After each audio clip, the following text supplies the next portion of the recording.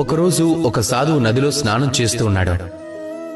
ఆయనకి ఆ నీటిలో తేలుతూ వస్తున్న ఒక తేలు కనిపించింది.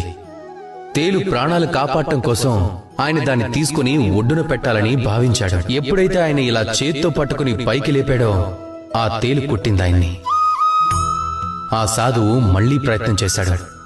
తేలునిలా చేత్తో పట్టుకున్నాడు, మళ్లీ కుట్టిందది. ఆయన మళ్లీ ప్రయత్నం చేస్తున్నప్పుడు శిష్యుడు తనని అడిగాడు, ఎందుకింత కష్టపడుతున్నారు గురుదేవా అని? ఏంటిదంతా? మీరు ఎవరి ప్రాణాలను కాపాడాలని ప్రయత్నిస్తున్నారో అదే మిమ్మల్ని కుడుతోంది. అప్పుడు గురుదేవులు సమాధానం ఇచ్చారు, అంత చిన్న తేలైనా సరే అది తన కర్మను ఆచరిస్తుంది. తన ప్రవృత్తిని, తన ప్రవర్తనని వదులుకోవడం లేదు. మరి నేనెలా వదులుకుంటాను చెప్పు?